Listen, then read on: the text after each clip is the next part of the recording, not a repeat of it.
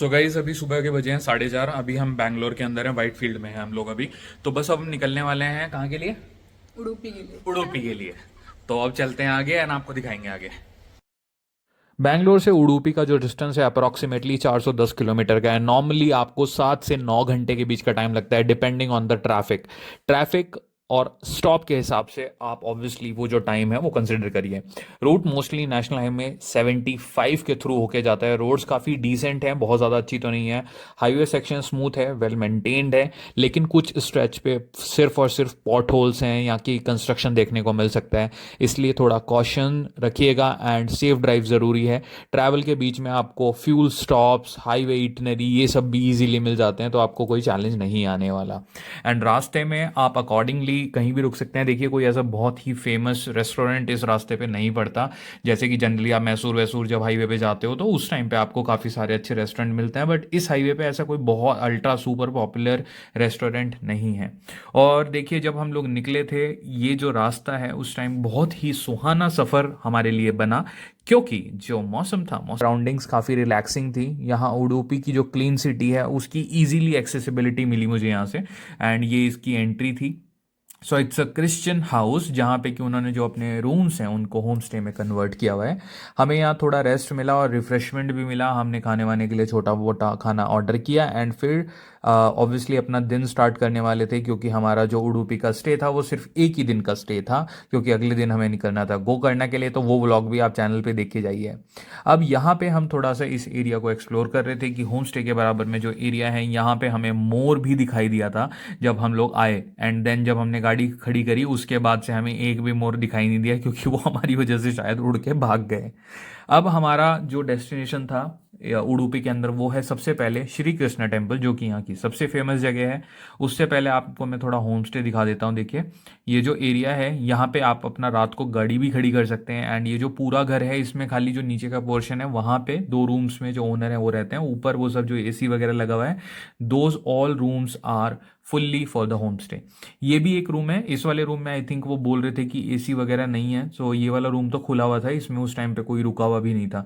But मैं आपको background भी दिखा देता हूँ। देखिए, क्योंकि जब आप सुबह उठ के आओगे और होम स्टे में नीचे घूमोगे तो आपको पूरा पता होना चाहिए कि किस तरह का दिखता है। और जो होम स्टे का नाम है वो आप डिस्क्रिप्शन बॉक्स से उठा लेना, वो मैं सारी डिटेल नीचे डाल दूंगा ताकि आप लोग इजीली उसको एक्सेस कर सको।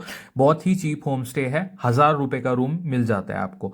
एसी वाला चाहिए तो आपको 1,500 रुपये मिल जाएगा, कोई चैलेंज नहीं होने वाला। जिसमें कि आपको पीने का पानी फ्री मिलेगा।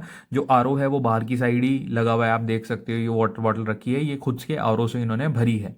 एंड ये जो एरिया है काफ़ी बड़ा बरामदा टाइप का है, और यहाँ पे बेसिकली एक पेड़ भी लगा है, लीची का पेड़ है। तो आप लीची तोड़ के खा सकते हो। आप बस ओनर को पता मत लगने देना कि आप लीची तोड़ के खा रहे थे। ये रूम एक्चुअली खुला हुआ था, तो that's why I did not went inside. तो उसके बाद बस यहाँ से हम सबसे पहले निकले एक्चुअली मल्पे बीच के लिए। वो श्री कृष्णा टेम्पल वाला जो प्लान था उसको थोड़ा सा पोस्टपोन किया। एंड ये जो मल्पे बीच है यहाँ पे मुझे कुछ भक्ति करते हुए ये स्पॉन वाले लोग दिखाई दिए, तो इनका वीडियो मैंने कैप्चर किया था। ये इवनिंग टाइम की बात है।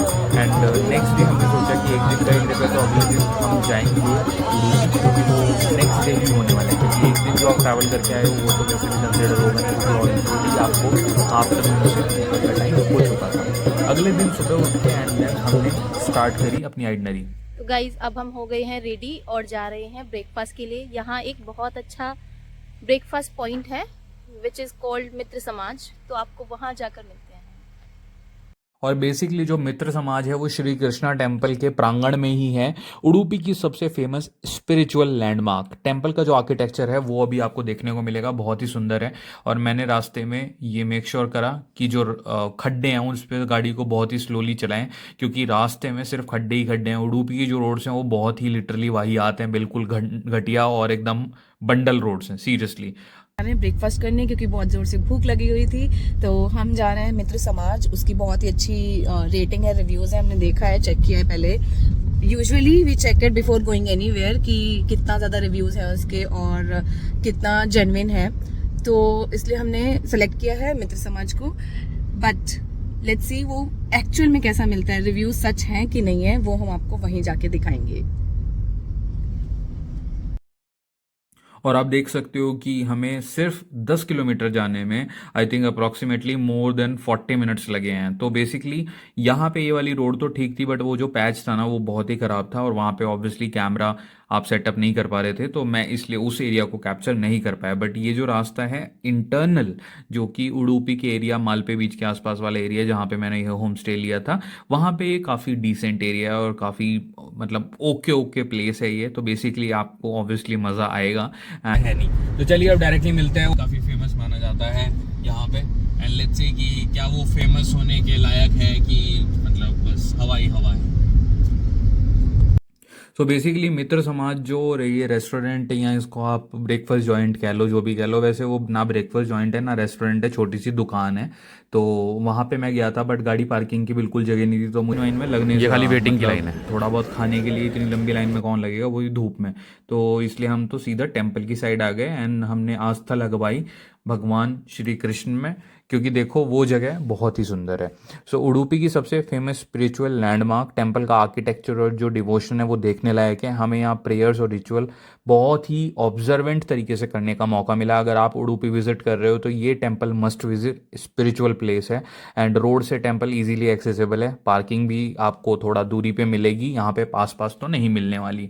एंड जिस दिन मैं पहुँचा यहाँ पे थोड़ा पीक आवर्स में पहुँचा था, तो यहाँ पे कुछ तो बेसिकली इवेंट होने वाला था, एंड आई थिंक 2-3 दिन पहले ही मोदी जी भी उडुपी आके गए हैं, एंड उसके रीज़न की वजह से भी शायद टेम्पल को थोड़ा ज़्यादा डेकोरेट किया हुआ था।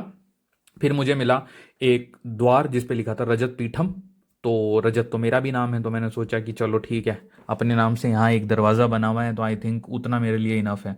उसके बाद अंदर मैंने ऑब्वियसली कैमरा यूज़ नहीं करा, क्योंकि देखो मैं चाहता हूँ कि आप सब लोग यहाँ पे आओ और उसको फील करो। I don't want to break the monotony, so that you don't miss the adventure you should have when you are coming here, and that's why मैंने अंदर जाके वीडियो कैप्चर नहीं किया। उसके बाद दर्शन किए, बट मुझे ओवरऑल ये जो टेम्पल है ये बेस्ट पार्ट लगा। मुझे लगा कि चलो उडुपी आना वसूल हो गया। बाकी अभी तक जो रोड है और जो मित्र समाज वो जो दुकान सी है जहाँ पे जिसको ब्रेकफास्ट जॉइंट बोलते हैं, वो तो मुझे एकदम बंडल बकवास लगी, क्योंकि इतनी लंबी लाइन में कौन लगेगा यार नॉर्मल इडली विडली खाने के लिए। उसके बाद ऑब्वियसली ये जो टेम्पल है बहुत ही सुंदर था। That's I am really serious about this.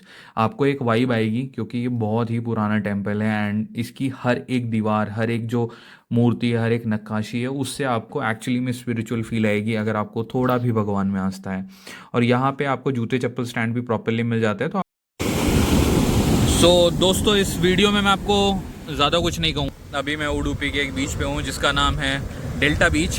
तो मैंने सोचा कि आप लोगों से डेल्टा बीच का व्यू शेयर करूँ, और एक बहुत ही सुंदर सा व्यू आप लोगों को दिखाने वाला हूँ। ज़्यादा कुछ इस व्लॉग में इसके अलावा आपको डिस्ट्रैक्टिंग चीज़ें नहीं मिलेंगी।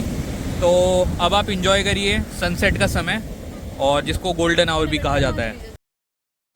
और ये है डेस्टिनेशन नंबर 2, जो कि है डेल्टा बीच। होम स्टे से बीच का जो डिफरेंस है वो अप्रॉक्सीमेटली 4 किलोमीटर का है, नॉट इवन 4, आई थिंक 3.5। सो बहुत ही ईजीली एक्सेसिबल था।